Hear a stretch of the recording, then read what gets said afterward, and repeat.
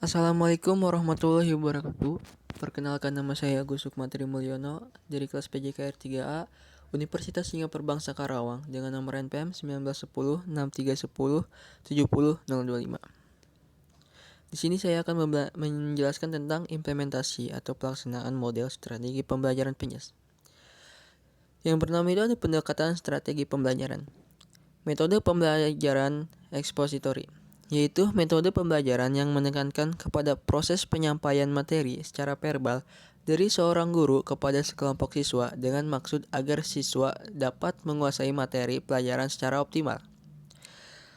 Berikutnya ada pembelajaran inquiry, yaitu kegiatan pembelajaran yang melibatkan secara maksimal seluruh kemampuan peserta didik untuk mencari dan menyelidiki sesuatu fenomena alam, makhluk hidup atau benda secara sistematis, kritis, analitis, dan logis.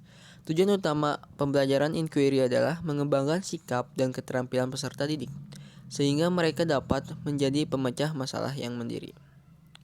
Berikutnya ada komponen model pembelajaran.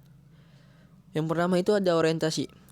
Orientasi yaitu perkenalan untuk menentukan sikap berupa arah dan pandangan pikiran seseorang.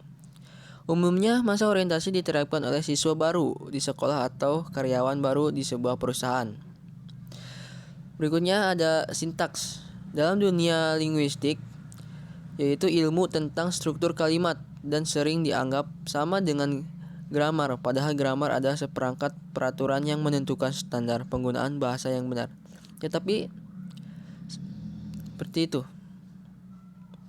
Berikutnya ada sistem sosial, yaitu kondisi atau situasi atau aturan yang berlaku dalam suatu model pembelajaran. Sistem sosial juga dikatakan sebagai pola hubungan komunikasi antara guru dengan siswa dalam proses pembelajaran. Berikutnya ada prinsip reaksi, yaitu pola kegiatan yang menggambarkan respon guru yang wajar terhadap siswa, baik secara individu dan kelompok, maupun secara keseluruhan.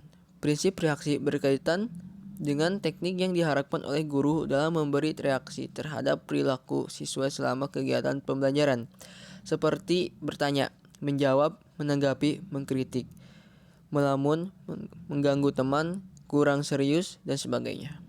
Berikutnya ada sistem pendukung suatu model pembelajaran, yaitu hal-hal yang dapat mendukung tercapainya tujuan pembelajaran dalam menerapkan model pembelajaran atau wisata lokal.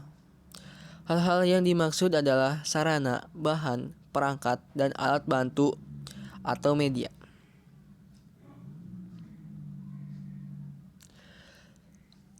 Berikutnya tentang model strategi pembelajaran CBSA Sejarah 1990. Yang pertama itu ada strategi pembelajaran dengar, lihat, lakukan atau yang biasa disingkat DELIKAN, yaitu model mengajar CBSA dengan menggabungkan model pembelajaran expository dan inquiry. Model mengajar ini menekankan kepada kegiatan belajar siswa, dimulai dari kegiatan mendengar, disusul dengan kegiatan melihat, dan diakhiri dengan kegiatan mengerjakan. Yang B itu ada curah pendapat atau brainstorming, yaitu suatu teknik kreativitas yang mengupayakan pencairan penyelesaian dari suatu masalah tertentu dengan mengumpulkan gagasan secara spontan dari anggota kelompok. Istilah brainstorming dipopulerkan oleh Alex pada awal dasawarsa 1940-an. Berikutnya ada strategi induktif. Dinamakan juga strategi pembelajaran dari khusus ke umum. Pada strategi induktif, bahan yang dipelajari dimulai dari hal-hal yang konkret atau contoh-contoh yang kemudian secara perlahan siswa dihadapkan pada materi yang kompleks dan sukar. Berikutnya ada pembelajaran deduktif, merupakan imbangan yang sangat dekat bagi strategi pembelajaran induktif. Keduanya dirancang untuk mengajarkan konsep dan generalisasi, mengandalkan contoh dan bergantung pada keterlibatan guru secara aktif dalam membimbing siswa. Berikutnya ada model strategi pembelajaran. Yang pertama itu ada model modifikasi tingkah laku. Model modifikasi tingkah laku menekankan pada perubahan perilaku yang tampak dari peserta didik sehingga konsisten dengan konsep dirinya. Berikutnya ada model pemrosesan informasi. Model pemrosesan informasi ditekankan pada pengambilan penguasaan, dan proses informasi. Model ini lebih memfokuskan pada fungsi kognitif peserta didik. Model ini didasari oleh teori belajar kognitif dan berorientasi pada kemampuan peserta didik memproses informasi yang dapat meningkatkan kemampuannya. Berikutnya ada model personal. Model personal menekankan pada pengembangan konsep diri setiap individu. Hal ini meliputi pengembangan proses individu dan membangun serta mengorganisasikan dirinya sendiri. Berikutnya ada model interaksi sosial. Model interaksi sosial menekankan pada hubungan personal dan sosial kemasyarakatan di antara peserta didik. Model ini berfokus pada peningkatan kemampuan peserta didik untuk berhubungan dengan orang lain, terlibat dalam proses-proses yang demokratis, dan bekerja secara produktif dalam masyarakat.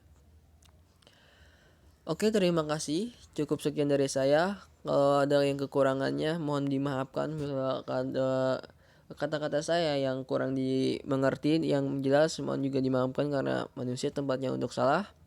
Jika bicara saya kecepatan bisa di-pause aja dari gambarnya dengan baca. Semoga bermanfaat bagi kehidupan kita semua. Wassalamualaikum warahmatullahi wabarakatuh.